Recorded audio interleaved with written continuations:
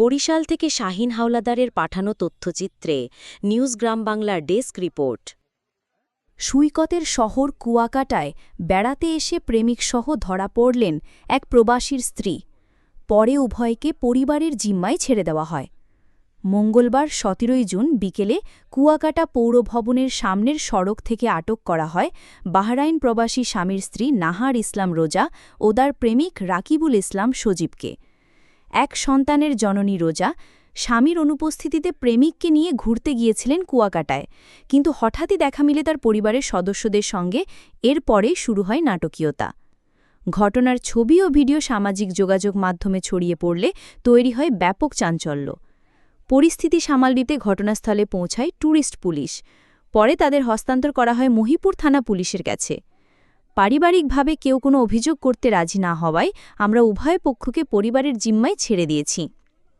সমাজে এমন সম্পর্ক নিয়ে প্রশ্ন তুলছে অনেকে, তবে পুলিশ বলছে আইনগত পদক্ষেপ না থাকায় পরিস্থিতি আপাতত নিয়ন্ত্রণে।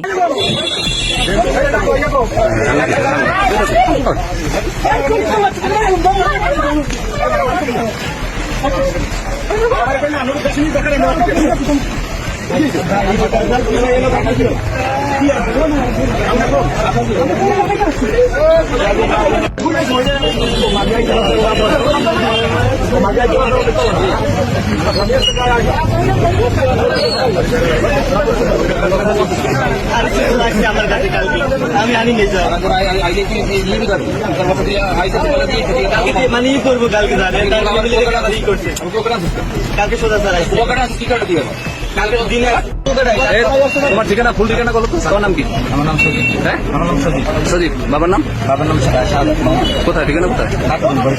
বাকেরগঞ্জ, বরিশাল। আর এই মেয়েটা নিয়ে আসো কার? কুমিল্লা থেকে। তো বাবার নাম কি? বাবার নাম হ্যাঁ, সাদা।